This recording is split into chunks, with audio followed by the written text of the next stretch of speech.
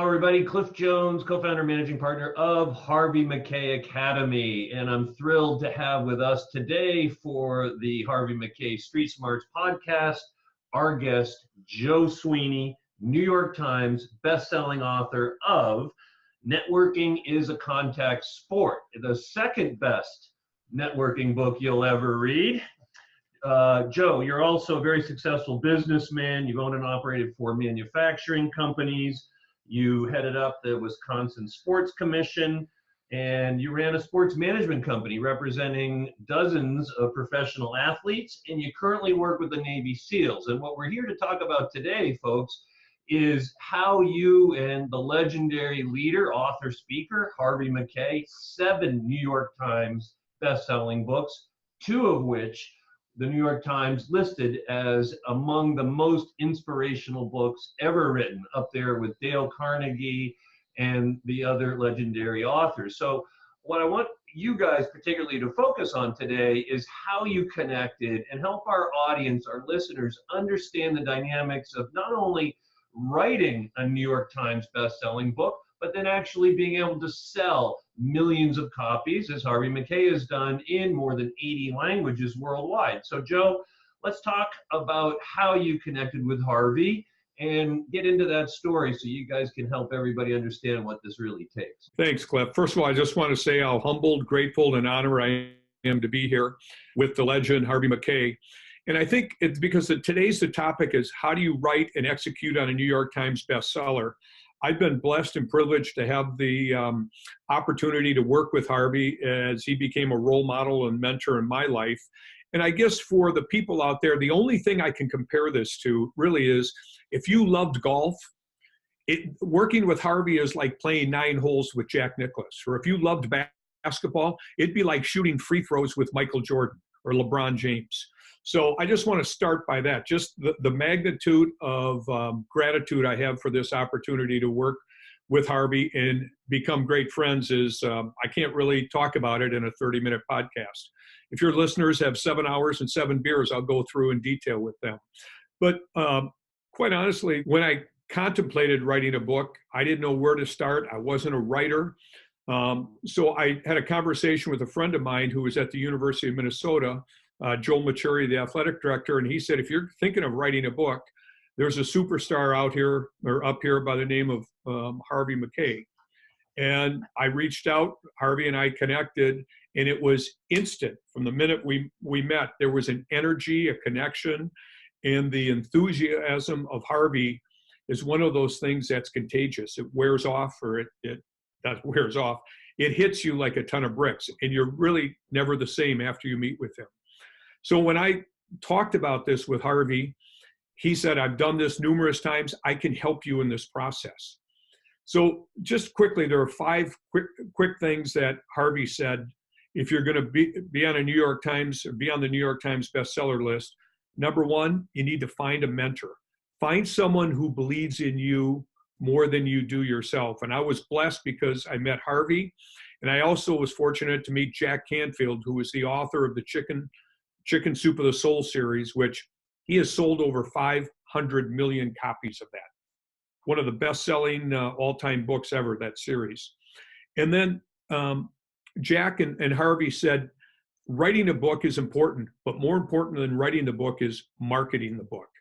I didn't really believe that. You got to have good content, but marketing it is key. And then you've got to plan out a strategy. And Harvey helped me think through and work through a strategy. And most importantly, he said, be ready to work your butt off. And when I was writing this book, I had, I think I looked at my calendar, there were 79 straight days I worked to launch this. And the last lesson Harvey said was always give more value than what you take. And I really processed those, worked hard on it. And I couldn't have done this without the guidance, the help, and the support of Harvey Mackay.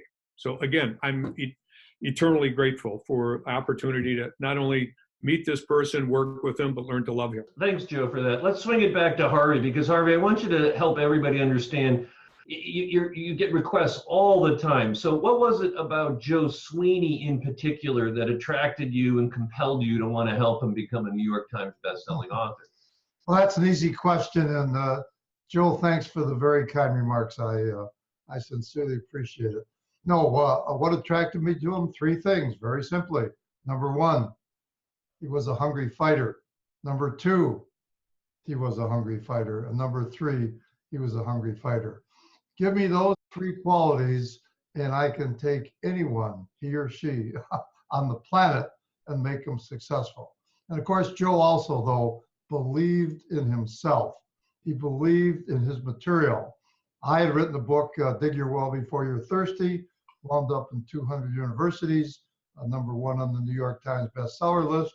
And when I picked up Joe's book, that's why earlier in the session, Cliff mentioned Joe had written the second best networking book ever written. Debatable. But in all sincerity, I put that right up next to mine. I think both books are just sensational. Networking as a contact sport. Again, to repeat what Joe had written. So I knew the subject well. My father taught it to me, networking, from age 18 on. Just to put it in reverse for a second, on networking, he said to me, age 18, Harvey, every person you meet the rest of your life goes into a Rolodex file, obviously computer today. And then a little bit about him on the back of the card. And here is the key, he said, find a creative way to keep in touch. Of course, that's what I've been doing ever since I was 18 years of age. So give me something that, give me someone who believes in himself or herself and is a hungry fighter and willing, again, to take advice from a mentor. That's a package you cannot lose. Joe, I'm curious because you've touched on it before. You talk about it when you're speaking and traveling around the world.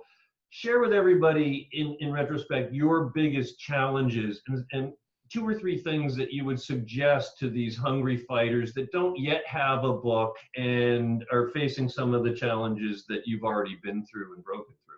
That's a great question, Cliff. I think a lot of this, and this is where Harvey really helped, I think some of the biggest challenges that I had, number one, I'm not sure I have the confidence to do this. To be a New York Times bestseller, you had to be really smart. You had to be able to, you had to know how to write. Harvey taught me that, because he keeps saying that you're not that smart, you're from a bad gene pool, Sweeney, but I can help you. But he really believed in me, even when I didn't think I could do it. And I think you could say a lot of things about Harvey Mackay and what he's done. But to me, the number one thing, and this New York Times best-selling project is an example, he really taught you how to, you can talk about inspire, motivate, believe in you. He really teaches people the art of manifestation. And without getting way too far into it, it's really about how do you get things done in life? How do you accomplish what it is you want to accomplish? And one of the things as I went through this, Harvey asked me, Joe, why do you want to get it on the New York Times bestsellers list? And if you were to do that, what would you feel like? What would you think like? How would you walk? How would you talk? And it was really about assuming the feeling of your wish fulfilled. And he said, walk around and act as if you're already a New York Times bestseller. And not in a pompous, arrogant way, but in a way to put you in a mindset to assume that feeling of the wish fulfilled. And I think the magic and the secret behind this is this magnetic pull from what it is you want to where you are today, and that comes together. And Harvey was really the root and the foundation for that magnetic pull. So the biggest challenge, Cliff, I think, was really believing that I could do this. And Harvey just didn't believe in me. He really showed me the how to do it.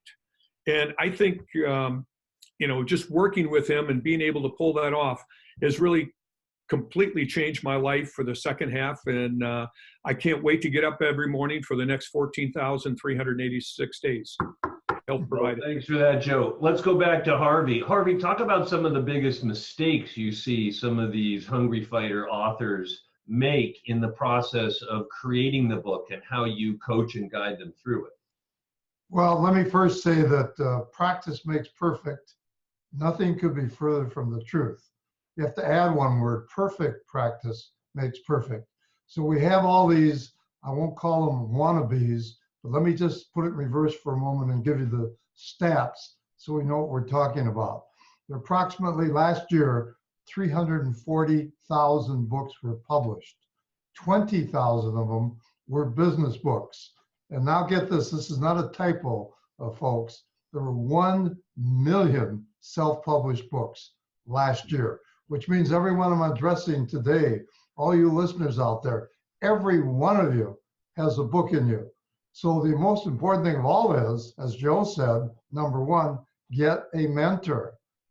Have someone as an advisor, a counselor, so that you can practice the right concepts over a long period of time of being a New York Times bestseller, or just a bestseller, any bestseller, a local bestseller, an Amazon bestseller, a Wall Street Journal bestseller, USA Today. It goes on and on. There are many, many lists that can make you a bestseller.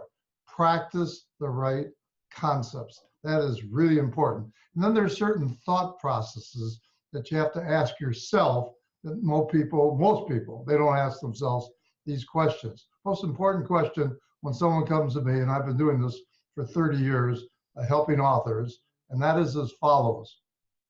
Why do you want to write the book? And they just sit me as a deer, caught in the headlights. Why do you want to write a book? And of course, there are many motivations. Some people want it to enhance their brand. Other people want it for financial reasons. Other people want it for a member in the family or dedicated to their grandchildren. Myriad of reasons why. But that you have to ask yourself is the first question. Then you have to know some concepts, which of course Cliff puts it in reverse. What are the mistakes they make? Here's the positive things that they should be thinking about. And that is not necessarily prioritized, but still very important. Give me one paragraph. I only have one paragraph to describe the publishing industry, and here it is. And you should take notes. Most of you out there, listeners, right this minute, should be taking notes. Pale ink is better than the most retentive memory, which means write it down, of course. So very, very important. Here's the industry. Many great books have never seen the light of day because of poor promotion, but all the money in the world can't sell a bad book. So you have to know immediately that this must be marketed, this book. Nothing sells itself. So very, very important. There are many, many moves, many strategies that you have to have in order to make that book become very, very successful. And I'll just very succinctly just knock out one or two or three of them. And again, I hope you're taking notes. But have a kitchen cabinet. You should have a kitchen cabinet all your life, even if you don't want to write a book. And that's so very, very important. You can bounce ideas off. Have them read this chapter. Have them read this. Number two, and this will shock everyone listening, is as follows. Here's what the book industry demands. 2 chapters and an outline, and that's it. Let me repeat that. You don't write the whole book. You just write 2 chapters and an outline. And that's how the publishers, the publishing companies make their decision. There are a couple of million people that want to write a book every single year. How are 5, 10, 20, 30, 40 publishers going to read a couple million manuscripts? They can't. So that's the beautiful news. You sit down, you write the 2 best chapters of your life. Okay, whatever you want. Obviously, storytelling is the best with a little bit of humor. You put an outline together, and then, of course, you have to search for an agent. If you can find an agent, terrific. That's what I call starting at the top and working up. You start for the best, you push for the best, you hope for the best, and you go for number 1, of course, which is get a major publisher. And how do you find that agent? Well, I have an expression that I've used for the rest of my life as well as before. That's as follows. All right, bass are where you find them. I live in Minnesota. Bass are where you find them. What does that mean? Agents are where you find them. Mortgage money is where you find them. Good salespeople are where you find them. They're out there. So you have to be very resourceful. Then here's what I did as soon as I decided I wanted to write a book. I went and interviewed other authors. If you had to do it all over again, what mistakes did you make? Getting back to you, Joe, and Cliff, what mistakes did you make? You want to go out and talk to lawyers. You want to talk to some publishers. You want to go out and talk to some marketing companies, okay, that know how to market books. And you interview all these people, and then you continue to learn. That's an outstanding tip too. And then just a real quickie, after you write that book, this is pride all the way. You know, it's your baby. You've been working on that for 1-2 years to put that book out. And here's what's important. Have a party. Barnes and Noble, you know, in your city. There's one in every city.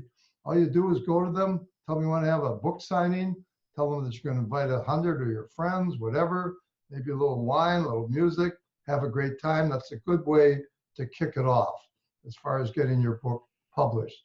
So again, plethora of ideas.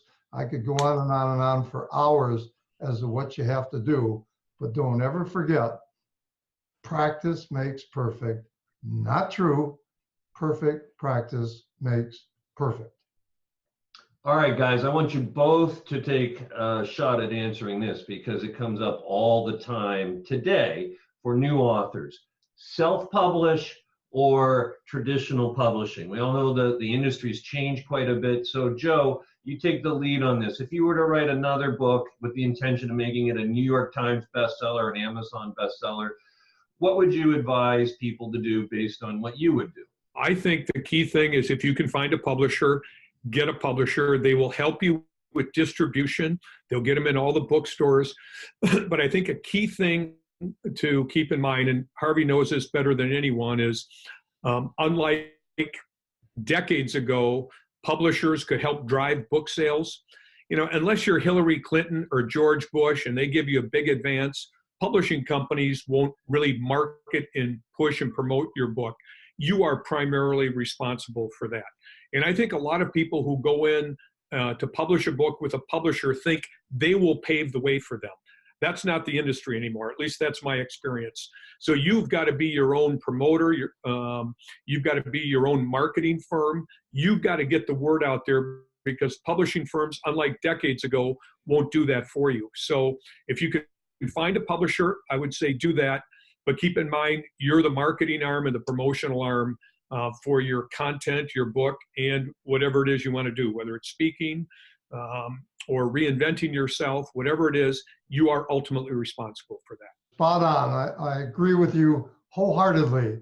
And just to piggyback on that for a moment or two, yes, you shoot for the stars. Maybe you can get a national publisher. However, there's regional publishers too that are just fabulous.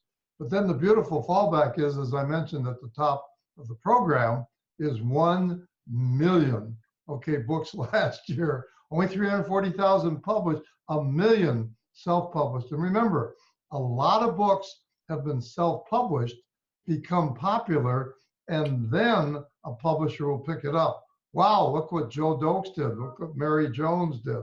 And so that's another strategy that should be used. You start, look at the top, try to achieve it, and then the fallback positions, which are beautiful fallback positions again, are to be published. Now, Harvey Mackay Academy, which of course is bringing this to you right now, we have our own little subsidiary of self-publishing books and helping people. So any of you out there, if you just have any spark whatsoever, just any interest, any enthusiasm, any motivation to write a book, and I always say everyone has one restaurant and everybody wants to own a restaurant and everybody wants to write a book, but you can do it unequivocally.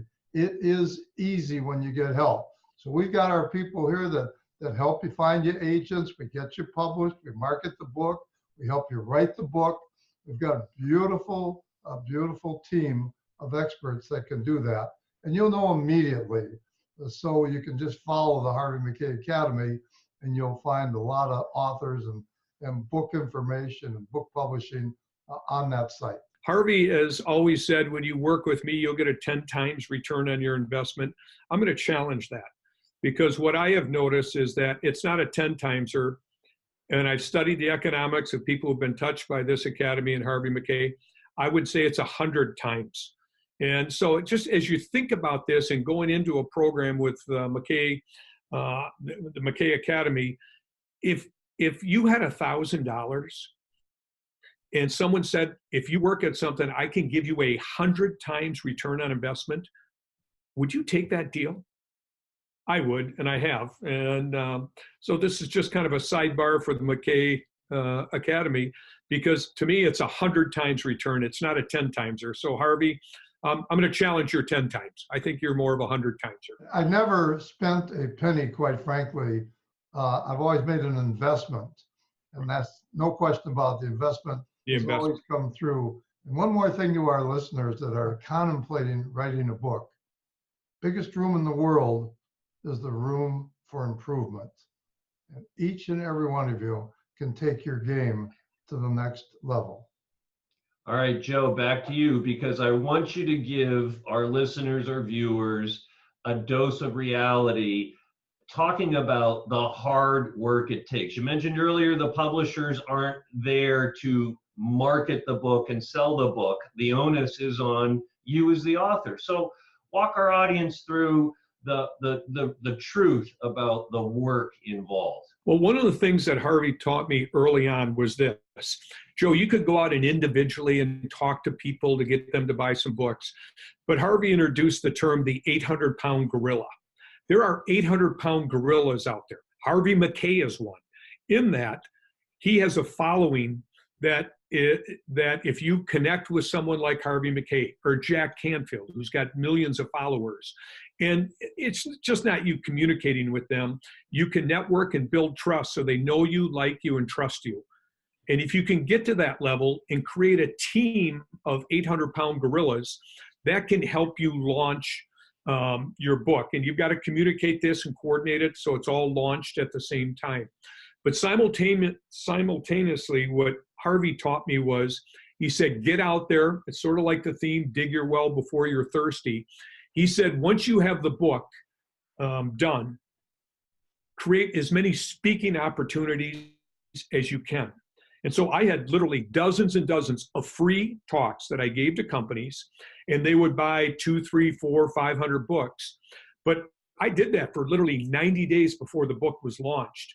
And then once the book came out, it's like the floodgates opened up. But that didn't happen on the release date. That happened the 90 to 100 days before that, where we worked every day, got in front of as many people as possible to communicate the message and the enthusiasm of this book. And Harvey asked earlier, why do you write a book? And again, there's hundreds of reasons. But one of the key things, I think, is, can you get your message out of whatever it is that's burning inside you? And if you can do that, the energy comes through.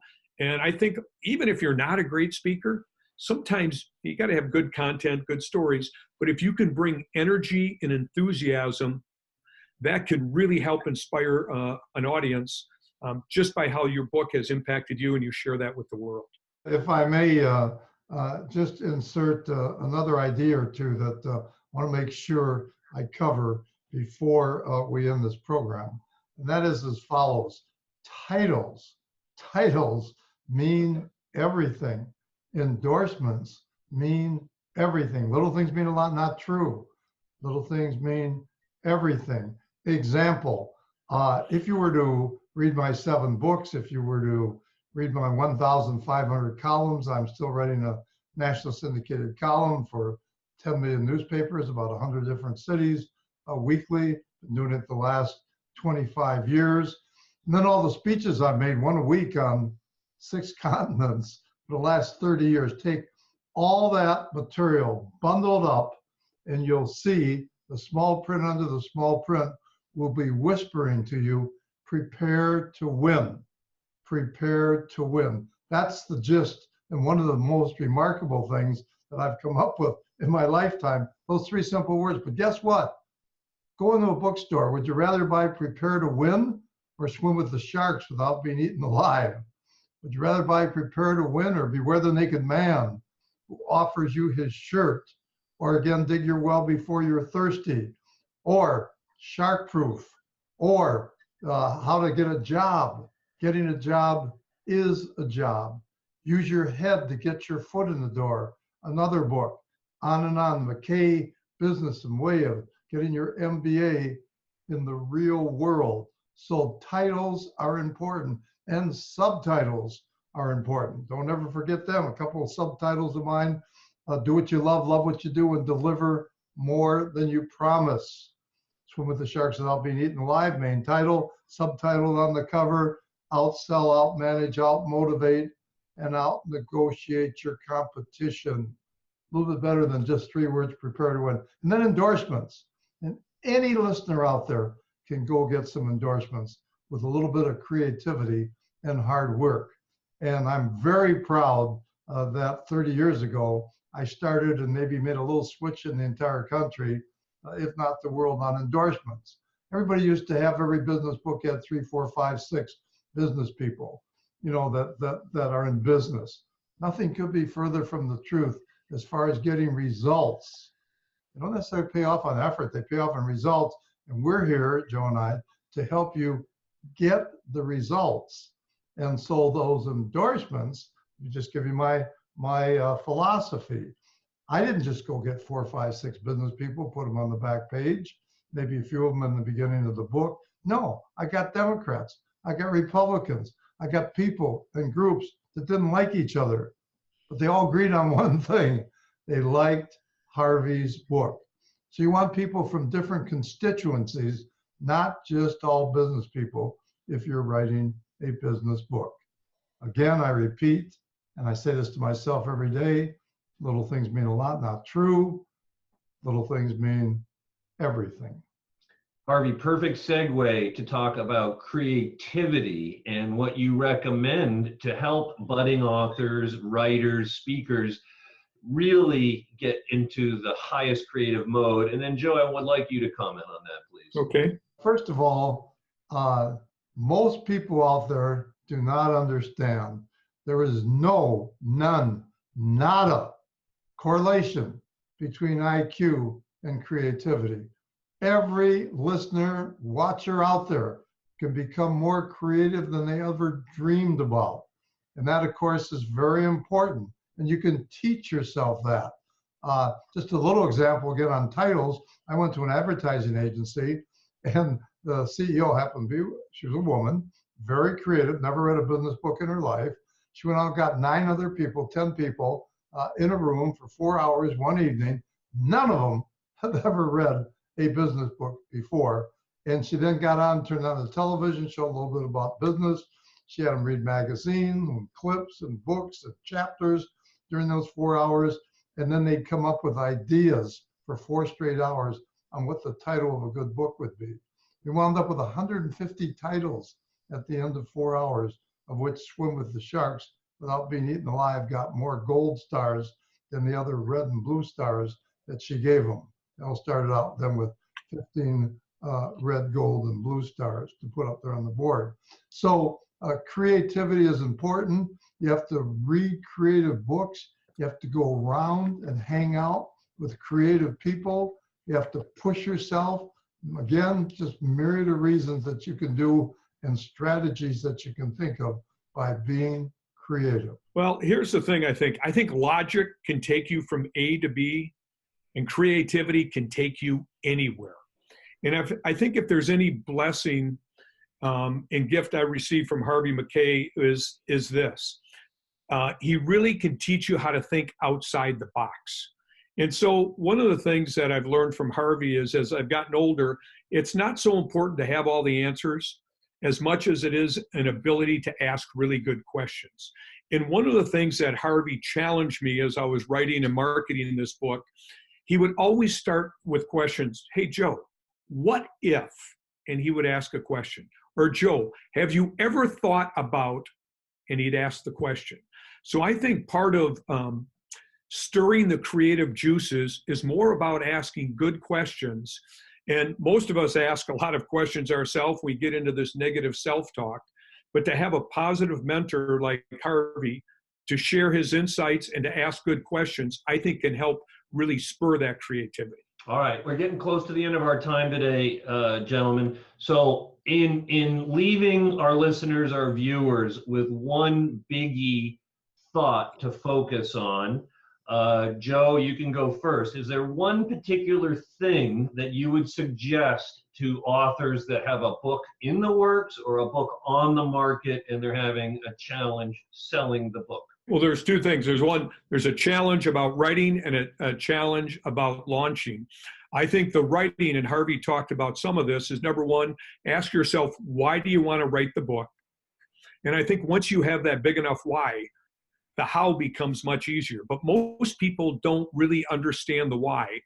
And Harvey taught about you create a big enough why, you can really do anything. And we just don't understand that why.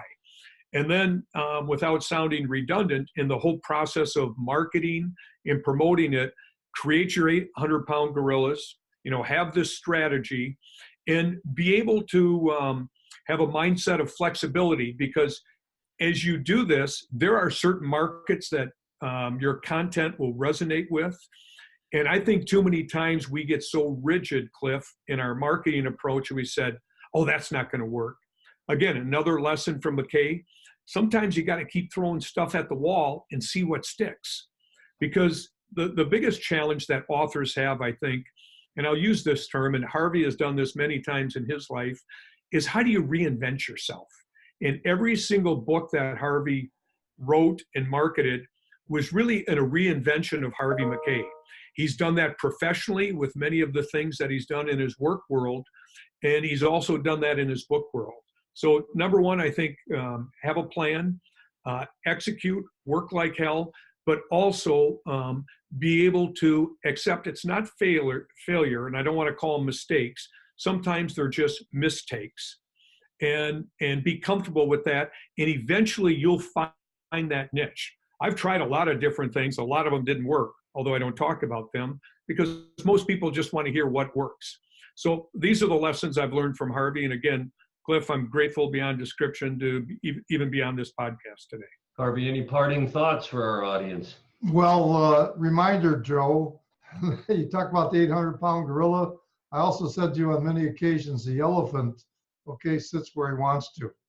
You may remember that. Let me leave our audience with one major philosophy that we really haven't zeroed in on, and that's the word persistence. Again, I could spend the whole half hour talking about persistence, but let me be very brief with the story first.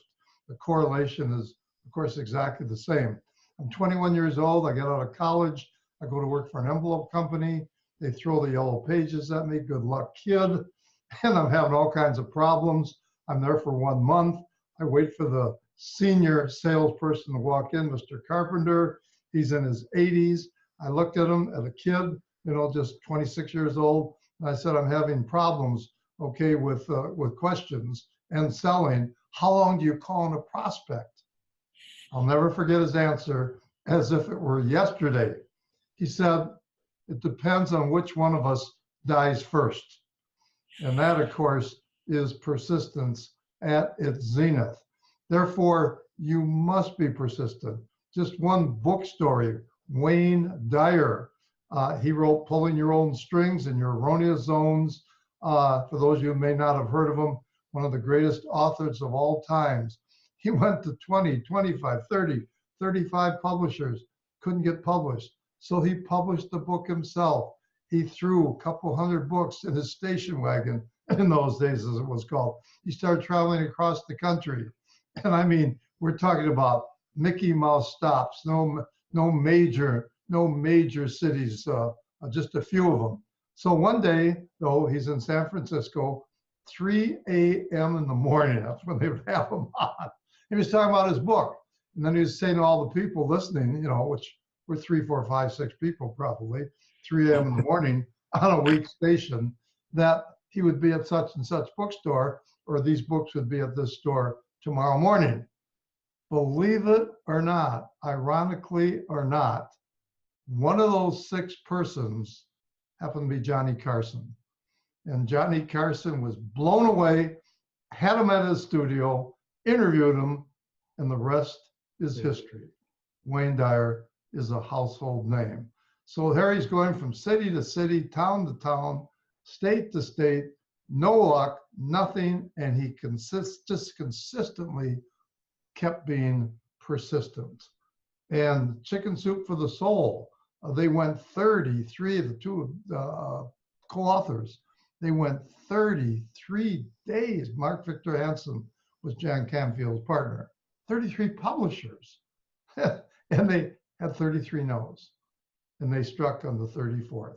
So it's kind of the following. I'll leave you with this philosophy, and that is as follows. And don't ever forget this.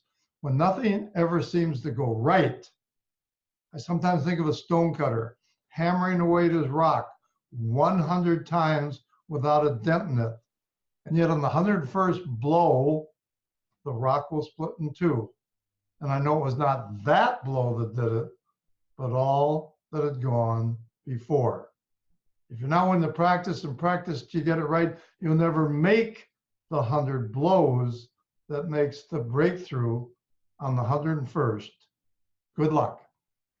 Ladies and gentlemen, we have been visiting with the legendary Harvey Mackay and New York Times bestselling author Joe Sweeney. If you do not have your free basic membership at Harvey Mackay Academy, please sign up today. We offer tons of free value, leadership, sales, negotiation. If you're an author or speaker, just know we have an ongoing body of work to help you become a legendary success, in addition to all the real world events. So make sure you get your free basic membership at harveymackayacademy.com, and we appreciate you being with us today. Thanks very much.